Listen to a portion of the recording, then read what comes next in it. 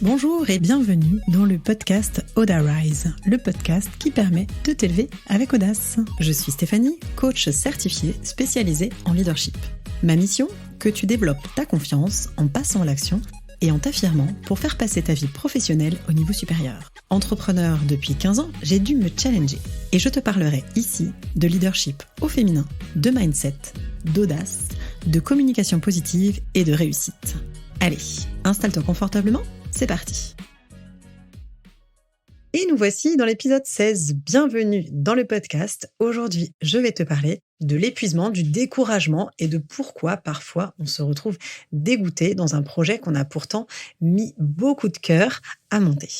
Si tu te retrouves dans le fait d'en faire trop, de t'épuiser parce que justement tu veux tout faire, tu veux en faire toujours plus. Si parfois tu te retrouves dans une situation compliquée où tu perds patience et tu te décourages, si tu as du mal à déléguer, en gros, si tu te surmènes et que tu es en tension permanente, cet épisode est pour toi. Je vais t'expliquer ici quel est ton mode de fonctionnement et pourquoi tu fais ça.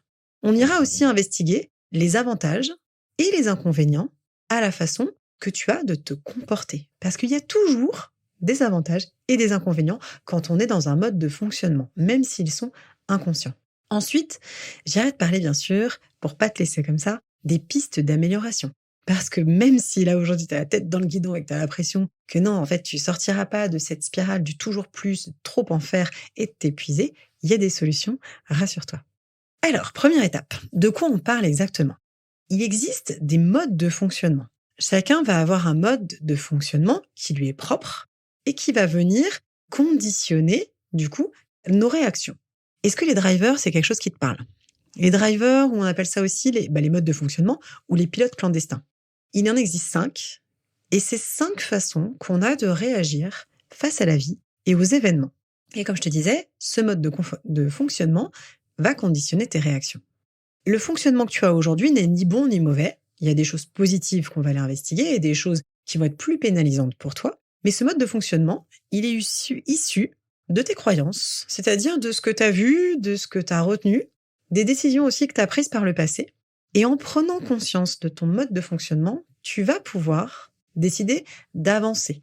C'est-à-dire garder ce qui est utile, donc les points positifs de ton mode de fonctionnement, et changer ce qui est pesant, prenant, ce qui ne te satisfait plus et qui t'entrave, du coup, dans ta joie, dans ta liberté, dans tes résultats, etc. Je te le dis souvent, la connaissance de soi, c'est une clé qui est essentielle pour exploiter ton potentiel. C'est pour ça qu'aujourd'hui, je voulais te faire cet épisode sur ces 2 drivers, sur ces 2 pilotes clandestins principaux qui vont te faire toujours en faire plus, à savoir le pilote clandestin sois fort et le second fais des efforts. Ce qui va être intéressant quand on apprend à se connaître, c'est que ça va permettre de mettre l'énergie au bon endroit et de déléguer ce qui n'est du coup pas ta zone de compétence, pas ta zone de génie. Ça va être du coup cette connaissance de toi qui va te permettre d'avoir le plus de résultats professionnels sans t'épuiser. Et justement, l'épuisement, ça va être le sujet central de ces 2 modes de fonctionnement. Parce que dans les 2, dans le mode de fonctionnement sois fort ou dans celui fais des efforts, il y a une notion de force. Qui dit force, dit 2 options. Soit tu utilises ta force naturelle, tu es dans ta zone de génie, c'est facile, c'est fluide, ça se passe bien, ça ne te coûte pas d'énergie, ça t'en apporte. Soit à l'inverse, par rapport à ce que tu te racontes dans ta tête, tu vas aller en force, tu vas en faire plus, tu vas aller forcer les choses, tu vas aller contre toi, contre ta nature. Et du coup, à ce moment-là, tu puises dans tes réserves, ce qui, à la longue, aura tendance à t'user. Là où, comme je t'expliquais, ta force naturelle va te donner de l'énergie.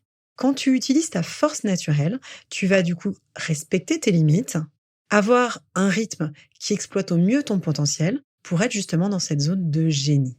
Est-ce que tu comprends mieux du coup l'intérêt de connaître la différence entre être en force ou connaître sa force ? J'espère que c'est clair pour toi. Je vais revenir maintenant aux 2 modes de fonctionnement dont je voulais te parler aujourd'hui. Ces drivers, ils vont du coup te faire plutôt passer dans l'excès si tu n'es que sur le côté négatif. Mais il n'y a pas que ça. Comme je te disais, il y a toujours un point positif, un point négatif. Si tu es un soi fort, je vais d'abord parler de celui-ci. La croyance de base que tu as, c'est que tu ne dois pas montrer tes émotions. Parce que sinon, ça veut dire que tu as des failles et que les autres pourraient tirer profit de ces failles. Donc du coup, tu les montres pas parce que tu veux pas être prise en défaut. Donc concrètement, quand tu es dans ce mode de fonctionnement du soi fort, c'est génial parce que tu as une grande vitesse d'exécution, tu as une forte puissance de travail, tu vas respecter tes engagements et prendre des responsabilités, ce qui va faire du coup que grâce à cette grande force de travail et tes responsabilités, t'inspires confiance. Le soi fort, c'est aussi une personnalité qui va être tenace et résistante et stimulée par les défis. Toi, tu t'es assimilé en fait à une locomotive, t'amènes de l'énergie régulièrement. Et comme tu résistes bien à la pression, même si ça te ronge, tu as cette capacité justement d'amener, d'avancer. Mais alors du coup, la contrepartie de toutes ces grandes qualités que tu as en toi, ton point de vigilance, ça va être cette notion de tension permanente parce que tu vas te surmener. Tu crois en fait que tu ne peux pas demander de l'aide, que dès que tu ressens des incertitudes, surtout faut pas les dire parce que tu vois ça comme des faiblesses. T'aimes la compétition et tu te challenges, mais du coup parfois tu prends trop de risques. Tu vas avoir du mal finalement à admettre tes erreurs et au lieu de demander de l'aide, tu vas couper le lien avec les autres ou te couper de tes émotions. Du coup, tu vas basculer dans une forme de rigidité. Pas par méchanceté, uniquement parce que tu as l'impression que tu ne peux pas être prise en défaut, qu'il faut toujours être au top, au max et que c'est ça qui est important pour qu'on n'abuse pas de toi et pour avoir des résultats. Le deuxième mode de fonctionnement dont je te parle, c'est le fait des efforts. Alors lui, qu'est-ce qu'il se raconte? Il dit qu'il faut pas seulement agir, mais il faut aussi que ce soit un effort continu, répété, qui a un côté un peu laborieux, répétitif. Ça veut dire en fait que quand tu te lances dans une action, t'as pas le droit de t'arrêter.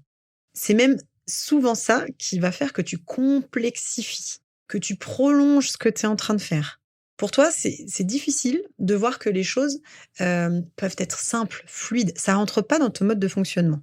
Et en fait, comme tu as peur de ne pas être à la hauteur, tu vas toujours complexifier, en faire plus, avoir le souci du détail, etc. Ce qui te conduit finalement à des attitudes là aussi de sabordage. Ce qui est génial avec le fait des efforts, c'est que tu es hyper inventive, créative. Tu t'investis dans plein de sujets, souvent énormes, grandioses, ambitieux. Là aussi, tu es douée d'une grande force de travail. Et tu es même du coup très utile dans les premières phases des projets, parce que du coup, ta créativité va permettre d'explorer une quantité de pistes incroyables. La contrepartie de ce fait des efforts, comme je te disais, vu que tu fais beaucoup de choses, tu termines rarement tes projets. T'es même parfois, t'en acceptes beaucoup pour être sûr de rien terminer. T'es bien dans l'initiation et finalement, comme tu compliques énormément à chaque fois le chemin, tu vas pas jusqu'au bout. Ça veut dire que c'est des personnalités qui ont du mal à s'organiser, qui se dispersent et qui s'épuisent parce qu'elles se compliquent beaucoup trop la vie. Tu poses beaucoup de questions et tu te noies dans les réponses et les points de détail. Il y a une petite notion un peu de perfectionnisme aussi cachée dans tout ça. Au lieu de tirer des enseignements des expériences passées, t'oublies et tu recommences à zéro. Et tu complexifies, etc. Dans ces deux modes de fonctionnement, ce qui se trame derrière, pourquoi tu vas t'épuiser, soit à faire croire que tu peux tout gérer seul, soit à complexifier et être dans le souci du détail et du perfectionnisme, c'est comme tu vois pas ta valeur, tu vas aller en force. Tu vas en faire beaucoup plus que nécessaire. Soit tu ne délègues pas et tu t'épuises, parce que c'est pas ta zone de génie et ta zone de compétence, soit tu vas complexifier le process, parce que pour toi, c'est la seule façon d'avoir un travail qui va être à la hauteur de ce que tu attends. Parce que tu es convaincu que ça doit être laborieux, donc tu compliques de façon inconsciente ce que tu es en train de faire. C'est gênant dans ton activité professionnelle, parce que du coup, déléguer, c'est ce qui va te permettre de croître. Donc, soit d'avoir effectivement en entreprise un poste plus élevé, mais si tu es entrepreneur, si tu ne délègues pas, tu ne vas pas être dans ta zone de génie. Donc, tu vas perdre de l'énergie, du temps, de l'argent pour des points de détail, pour des choses que tu pourrais déléguer pour optimiser ton énergie et pouvoir ensuite avancer vraiment dans ce qui t'apporte de l'énergie et du coup, qui a de l'impact sur ton activité. Dans les deux cas, tu vas du coup en faire trop parce que tu ne vois pas ta valeur, comme je te disais. Dans le cas du soi fort, tu vas associer le fait d'avoir potentiellement des failles ou de ne pas tout savoir faire ou de ne pas tout gérer comme tu le souhaites, comme quelque chose de grave et qui montre ta faiblesse. Tu te dis grosso modo que tu es nul parce que tu gères pas tout. Mais c'est une utopie, parce que je te rappelle que chacun va avoir des domaines de prédilection. Dans l'autre cas, celui de fais des efforts, tu compliques et t'en fais trop. Et en bloquant sur les points de détail, tu te disperses et tu perds une énergie phénoménale qui du coup va te mettre des bâtons dans les roues pour avancer. Tu n'es pas obligé de bosser beaucoup. Tu peux choisir ce que tu fais et comment tu le fais. Tu n'as pas à être sur tous les fronts et à tout gérer seul. Que ce soit dans ta vie pro, mais c'est aussi valable dans ta vie perso. Quand tu vas demander de l'aide, ça ne prouve pas ta faiblesse. Ça prouve que tu es capable de déléguer, de te reposer sur quelqu'un, de faire confiance à l'autre, à la relation, que ce soit dans la vie professionnelle ou dans la vie personnelle encore une fois.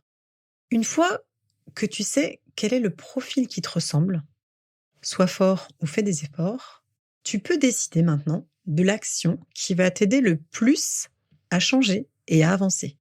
Tu as une foule de qualités énormes et tu vas aller juste travailler sur tes points de vigilance. C'est-à-dire, pour le premier, pour le soi fort, qui a l'impression que demander de l'aide ou avoir des émotions est une faiblesse, ça va être commencer à changer les choses progressivement sur cette partie-là.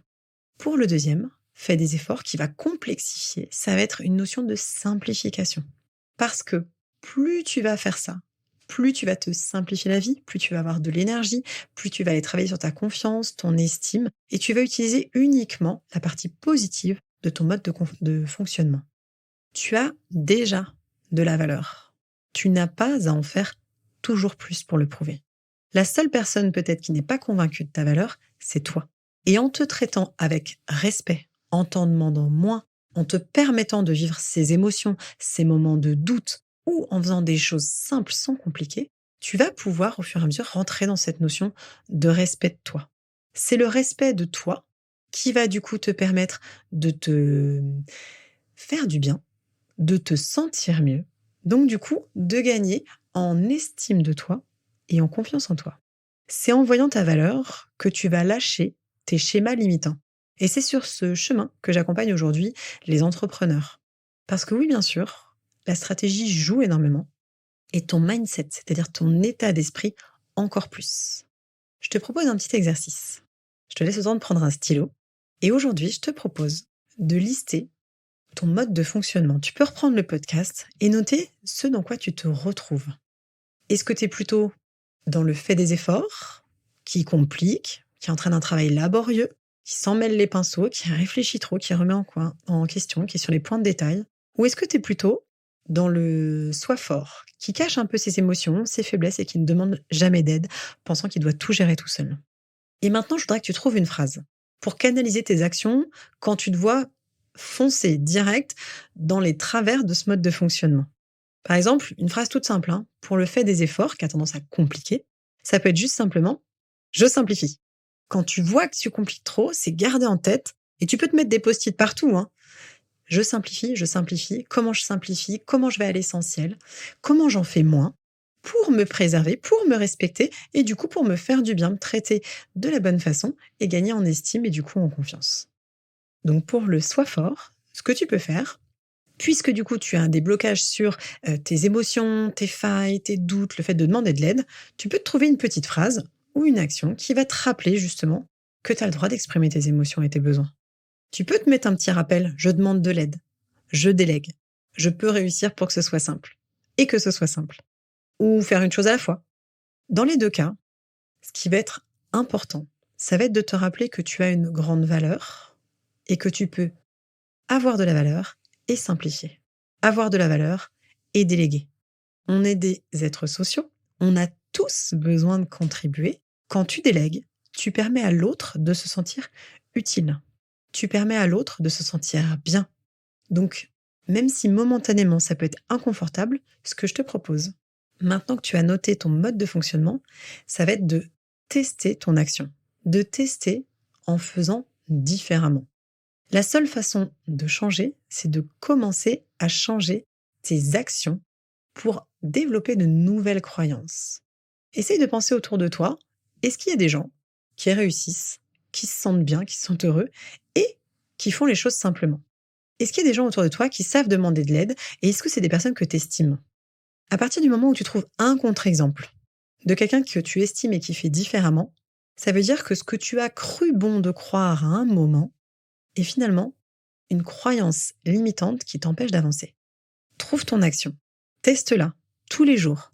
3 semaines tous les jours pour l'ancrer et au moins 3 mois pour que ce soit bien canalisé, que tu aies créé des nouvelles habitudes. Fais cet exercice le plus souvent possible. Teste et vois ce qui se passe. J'espère que cet épisode t'a plu. Si c'est le cas, tu peux me laisser un petit commentaire ou 5 étoiles et bien sûr toujours le partager à une personne à qui ça parlera. Je te souhaite donc du coup une belle soirée, une belle journée, où que tu sois.